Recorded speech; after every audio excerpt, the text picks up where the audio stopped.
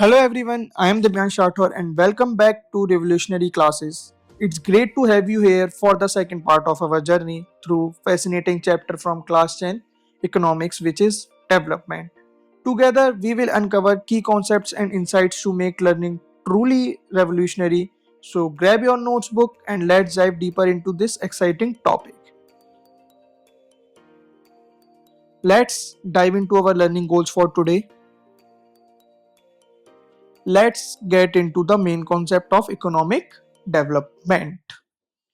So national development national development क्या है? National development वो प्रोसेस है जब कंट्री इंप्रूव करती है अपने लोगों का वेल बीइंग, वो भी डिफरेंट एरियाज में, like economy, education, health care, infrastructure and technology. ये जो इन्वॉल्व करती है growth of industries, creating job opportunities और लोगों की पॉवर्टी कम करना, और इंश्योर करती है कि एक हर कंट्री का हर एक सिटीजन एक बेसिक सर्विस ले सके, जैसे clean water, electricity and good roads. तो नेशनल डेवलपमेंट का सिर्फ ये मतलब नहीं है कि इकोनॉमिक ग्रोथ हो, ये और भी चीजें इंक्लूड करता है, जैसे कि better education system for everyone, मतलब हर किसी के लिए एक बेटर एजुकेशन सिस्टम हो, इम्प्रूव्ड हेल्थ केयर हो जिससे वो लॉन्ग जी सके और एक हेल्थियर लाइफ जी सके. और इसमें और भी चीजें हैं जैसे कि equal opportunities for all regards of their background, मतलब हर किसी के लिए एक अपॉर्चुनिटीज हो, किसी के बीच में डिस्क्रिमिनेशन ना हो और उनके बिना बैकग्राउंड को जज किए. Environmental protection ensure that natural resources are use sustainably, मतलब हमारे जो इन्वायरमेंटल प्रोटेक्शन आए जिससे कि हमारे जो नेशनल रिसोर्सेज हैं वो भी बहुत सस्टेनेबली यूज कर सके, जिससे आगे की फ्यूचर जनरेशन भी उसको यूज कर सके. डिफरेंट पीपल में different ideas about national development, मतलब कि जो हर इंसान का डेवलपमेंट, नेशनल डेवलपमेंट के लिए एक नया आइडिया है, एक अलग आइडिया है जिस पर वो फोकस करने के लिए कहते हैं.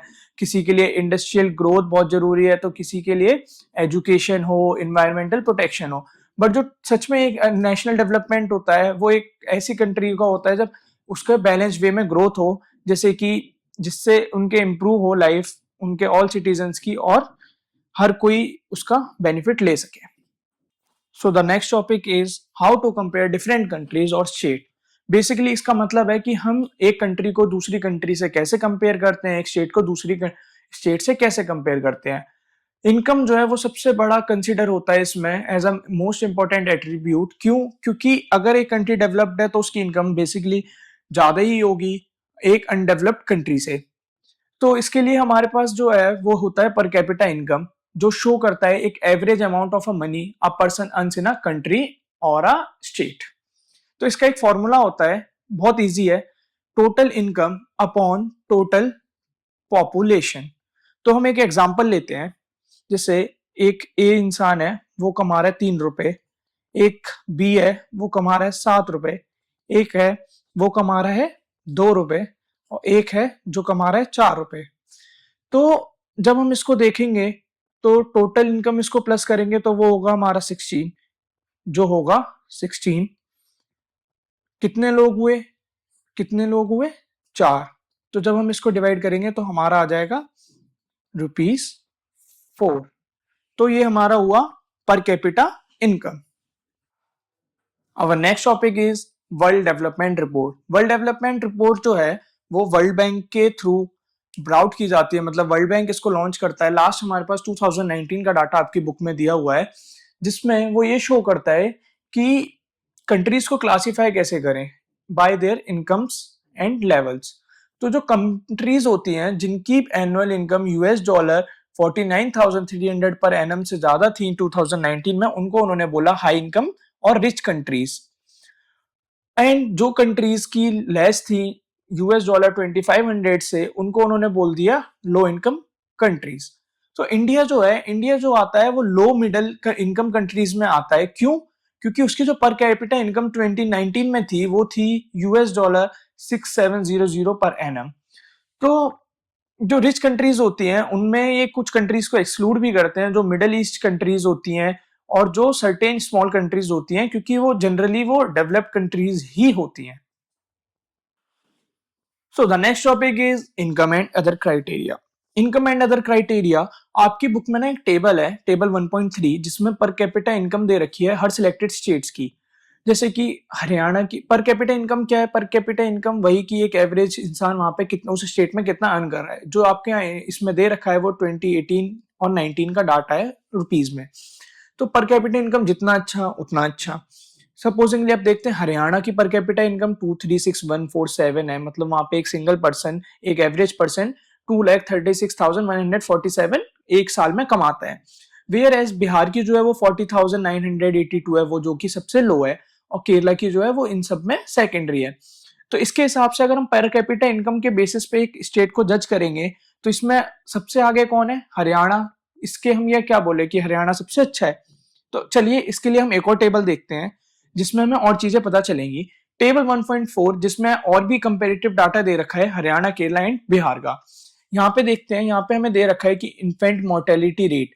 इन्फेंट मोर्टेलिटी रेट क्या होता है? ये वो रेट होती है जो इंडिकेट करती है कि नंबर ऑफ चिल्ड्रंस में जो बच्चे हैं वो 1 साल से कम की एज में बॉर्न होते ही मर जाते हैं किसी ना किसी रीजन की वजह से, जो कि दे रखा है 1000 बच्चों के डाटा से। लिटरेसी रेट्स क्या होता है? लिटरेसी रेट जो आपके सेकंड में दे रखा है वो होता है कि इतने प्रपोर्शन ऑफ लिटरेट पॉपुलेशन है जो 7 से और 8 अबव एज ग्रुप में कैलकुलेट होती है। फिर लास्ट दे रखा है net attendance ratio, which means कि एवरेज जो स्कूल बच्चा है वो सेकेंडरी स्टेज में एज 14-15 में स्कूल अटेंड कर रहा है। तो यहाँ पे देखते हैं इन्फेंट मोर्टेलिटी रेट जितना कम होगा उतना अच्छा है। तो केरला का यहाँ पे इन्फेंट मोर्टेलिटी रेट सबसे कम है 7। वेयर इज हरियाणा का देखिए 30, मतलब कि एक साल में 30 बच्चे ऐसे चले जाते हैं 1000 में से। तो लिटरेसी रेट जो है वो भी ज्यादा होना चाहिए, उतना अच्छा कि इतने परसेंट वहां के लोग पढ़े हुए हैं, वो केरला का सबसे आगे है। नेट अटेंडेंस रेशियो मतलब वही स्कूल 14 to 15 एज ग्रुप वाले, उसमें भी केरला आ गया है। अगर आप सिर्फ पर कैपिटा इनकम के बेस पे जज करते तो आपके आगे हरियाणा सबसे आगे होता। बट जब आप ओवरऑल डेवलपमेंट देखोगे कि हर चीज में कौन आ गया है, तो उसमें आपके आगे क्या आ गया है कि केरला। हर चीज पैसा ही नहीं है, और भी फैक्टर्स जब देखा जाता है तो उसके हिसाब से देखा जाएगा तो ये शो होता है कि केरला इन चीजों में सबसे आगे है। So the next topic is public facilities. Public facilities वो सर्विसेज हैं जो प्रोवाइड होती हैं गवर्नमेंट के, जिससे एक इंसान की क्वालिटी ऑफ लाइफ इंप्रूव हो सके। इसमें इंक्लूड होता है clean water, electricity, schools, hospitals और पब्लिक ट्रांसपोर्टेशन एंड पार्क्स। ये जो होती हैं ये हर किसी के यूज के लिए अवेलेबल होती हैं, और या तो इनका कॉस्ट बहुत ही कम होता है या फिर ये नो कॉस्ट ही होती है। जैसे पार्क्स हो गए आपके पास, या पब्लिक ट्रांसपोर्टेशन है जिसमें आप थोड़ा बहुत कॉस्ट पे करके बहुत कम प्राइसेस में आप ट्रेवल कर सकते हो। और ये इंश्योर करता है, पब्लिक फैसिलिटी इंश्योर करता है कि आपकी जो बेसिक नीड्स हैं वो पूरी हो सकें। तो जो money in your pocket can not buy all the goods and services that you may need to live well. इसका मतलब है, जैसे कि एक एग्जांपल है कि आपके पास पैसा है बट आप उससे एक पॉल्यूशन फ्री इन्वायरमेंट नहीं खरीद सकते, इंश्योर नहीं कर सकते कि आपको अनएडल्टेटेड मेडिसिन लेनी पड़े जब तक कि आप एक उस कम्युनिटी में शिफ्ट ना हो जाओ, या फिर आपके पास वो सारी चीजें उस कम्युनिटी में अवेलेबल ना हो पाए। पीडीएस पब्लिक डिस्ट्रीब्यूशन सिस्टम जो इवॉल्व हुआ है मैनेजमेंट, जिससे डिस्ट्रीब्यूशन ऑफ फूड ग्रेन्स जो है वो, मतलब खाने के लिए जो फूड ग्रेन्स हैं वो बहुत कम अफोर्डेबल प्राइसेस पे अवेलेबल कराई गई हैं। ये जो है पीडीएस जो है वो बहुत एक इंपॉर्टेंट गवर्नमेंट पॉलिसी का पार्ट बन चुका है, और ये मैनेज करता है food economy in our country, मतलब हमारी कंट्री में ये फूड इकोनॉमी को मैनेज करता है। और जैसे कि सम स्टेट्स में पीडीएस जो है वो बहुत अच्छे से काम भी कर रहा है, जहाँ पे हेल्थ और न्यूट्रिशन स्टेटस भी ऑफ वहाँ के लोगों का बहुत अच्छा हो गया है, और पीडीएस से हमारे यहाँ बहुत लोगों को फायदा भी होता है। सो the next topic is body mass index, BMI. BMI क्या है? बीएमआई एक वो सिंपल वे है जिसमें हम चेक करते हैं कि एक पर्सन का जो बॉडी वेट है वो उसकी हाइट के अकॉर्डिंग हेल्दी है कि नहीं है। इसको कैलकुलेट करने का एक बहुत सिंपल सा फॉर्मूला है, which is BMI is equals to weight in kilograms height in upon height in metre square. तो हम इसका एक एग्जांपल लेते हैं इसको समझने के लिए। सपोजिंगली एक इंसान है जिसकी हाइट जो है वो है 2 मीटर्स, और इसका बॉडी वेट जो है वो है 120 केजी। अब हम इसका यहाँ पे देखेंगे तो वेट जो आया वो आया हमारा 120, हाइट जो आई वो 2 मीटर। हम 2 का स्क्वायर करेंगे तो वो हो जाएगा 120/4 एंड विच इज 30। अब बीएमआई जो आया वो 30 आया। अब हम ये देखते हैं इसका एक क्राइटेरिया होता है, एक स्टैंडर्ड रेंज होती है कंपेयर करने के लिए। तो 30 कहां पे लाई कर रहा है? ऑब्वियस, मतलब ओवर वेट। बीएमआई जो है वो हेल्प करता है एक इंसान का हेल्दी वेट चेक करने में, बट ये जरूरी नहीं है कि हर फैक्टर में इंक्लूड हो। सपोजिंगली कोई बॉडी बिल्डिंग कर रहा है, वो कर रहा है, तो उसके लिए वहां पे अलग फैक्टर्स भी होते हैं जैसे मसल्स मास और लीन बॉडी, तो उसमें बीएमआई कैलकुलेट नहीं हो पाएगा। The next topic is United Nations Development Programme, UNDP. UNDP क्या है? यूएनडीपी एक ग्लोबल ऑर्गेनाइजेशन है जो वर्क करती है इंप्रूव करने में पीपल्स की लाइफ बाय रिड्यूसिंग पॉवर्टी, और प्रमोट करती है सस्टेनेबल डेवलपमेंट को, और इंश्योर करती है कि जो इक्वलिटी है वो हर किसी के बीच हो। ये हेल्प करती है कंट्री को एक बैलेंस वे में फोकस करने के लिए एरियाज में, जैसे कि इरेडिकेटिंग पॉवर्टी, मतलब पॉवर्टी को रिड्यूस करना कंट्रीज में, और इंश्योर करती है कि हर किसी की पास एक बेसिक नीड का एक्सेस हो। और ये इसमें इम्प्रूव करती है एजुकेशन और हेल्थ केयर का, क्यों? जिससे कि एक कंट्री की जो एजुकेशन है वो बेटर हो सके और उसका हेल्थ केयर सिस्टम भी बेटर हो सके, जिससे वहां के लोग हेल्दी रह सकें। प्रमोट करती है जेंडर इक्वलिटी, ये प्रमोट भी करती है जेंडर इक्वलिटी के, जिससे कि विमेन्स और मेंस के बीच जो है इक्वल राइट और अपॉर्चुनिटीज हो।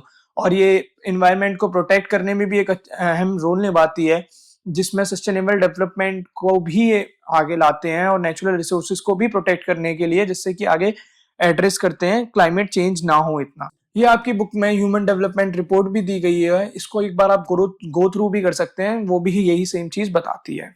आपकी बुक में एक टेबल प्रोवाइड की गई है जिसमें वो डाटा दिया हुआ है इंडिया और उसकी नेबर्स कंट्रीज का 2021 का, जिसमें कंट्रीज दे रखी हैं, उनकी जीएनआई दे रखी है, gross nation income, life expectancy at birth, mean year of schooling, people age 25 and above, और एसडीआई रैंक 21 और 22 की। तो चलो हम इसको पहले हम टेबल देखते हैं कि इसमें क्या क्या डाटा प्रोवाइड है। पहला जीएनआई में हमारे इंडिया का जीएनआई है 6590, which is less than Sri Lanka and more than all the countries. तो हम जब देखेंगे जीएनआई जो है वो ग्रॉस नेशनल इनकम होता है, वो जितना ज्यादा उतना अच्छा, तो इसमें हम उतना आगे नहीं है। लाइफ एक्सपेक्टेंसी एट बर्थ, जो लाइफ एक्सपेक्टेंसी एट बर्थ है वो average expected length of a life है हर इंसान की जो बर्थ के टाइम होती है। इसमें हमसे आगे श्रीलंका है, बांग्लादेश है और नेपाल है। तो इंडिया इसमें भी पीछे है, जो कि एक अच्छा इंडिकेटर नहीं है। Mean year of schooling of people age 25 and above, मतलब कि जो स्कूलिंग है वो 25 के एज अबव लोगों की कितनी है, तो इसमें भी इंडिया हमारा पीछे है as compare to Sri Lanka. HTI rank जो 189 कंट्रीज के बीच होती है, ह्यूमन डेवलपमेंट इंडेक्स, उसमें इंडिया का 132 रैंक करती है, जो कि श्रीलंका से भी कम है। तो हम इसमें ये देख सकते हैं कि ये टेबल हमें शो करती है कि जो नेपाल और बांग्लादेश है, उनका जो लोग कैपिटा इनकम जो है वो हमसे कम है, बट फिर भी वो उनकी जो लाइफ एक्सपेक्टेंसी बर्थ है वो इंडिया से एज कंपेयर टू ज्यादा है। तो मैंने बहुत सारे इंप्रूवमेंट भी सजेस्ट किए गए हैं कैलकुलेट करने में एसडीआई को, कोई नए कंपोनेंट्स भी ऐड करने के लिए आए हुए हैं इस रिपोर्ट में, बट इसमें प्रीफिक्स करेंगे ह्यूमन को डेवलपमेंट, ये प्रीफिक्स करेगी ह्यूमन को डेवलपमेंट से, बट ये क्लियर भी करती है बहुत इजीली कि डेवलपमेंट जो है वो कंट्रीज के बीच के सिटीजन्स में हैपन होनी चाहिए, मतलब उनके साथ होनी चाहिए। वो जो डेवलपमेंट होती है वो कंट्री के लोगों के लिए, कंट्री की हेल्थ के लिए और उनके वेल बीइंग के लिए होनी चाहिए, वो ज्यादा इंपॉर्टेंट है। So our next topic is sustainability of development.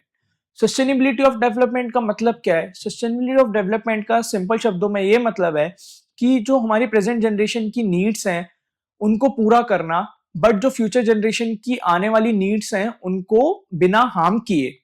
ये फोकस करता है बैलेंस करने में economic growth, environmental protection and social wellbeing. इसके कुछ की पॉइंट्स हैं जैसे कि यूजिंग रिसोर्सेज वाइजली, मतलब जो हमारे रिसोर्सेज हैं, नेचुरल रिसोर्सेज हैं, हम उनको वाइजली यूज करें जिससे वो लास्ट लॉन्गर रह सके और आगे वाली जनरेशन भी यूज कर सके, जैसे water, trees and fossil fuels etcetera.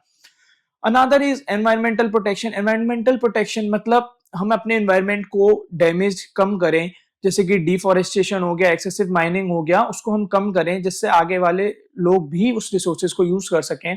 Another one is social equality. Social equality मतलब हर किसी को रिसोर्सेज यूज करने का, अपॉर्चुनिटीज का और गुड क्वालिटी ऑफ लाइफ का उतना ही इक्वल राइट्स हो जितना दूसरे पर्सन को होता है, जिससे वो आगे भी बरकरार रहेगा। Another is long term focus, मतलब हम सस्टेनेबल डेवलपमेंट को ज्यादा शॉर्ट गेन्स की तरह ना सोचें, जबकि हम इसका लॉन्ग टर्म बेनिफिट्स पे फोकस करें, जिससे हमें भी फायदा होगा और इस प्लेनेट को भी फायदा होगा। In short sustainable development ensure करता है कि जो अभी प्रोग्रेस है वो उस कम कॉस्ट को ना करे जिससे कि हमारा आगे जाके प्लेनेट हार्म हो और हमारी फ्यूचर जनरेशन हार्म हो। So that's it for your development class.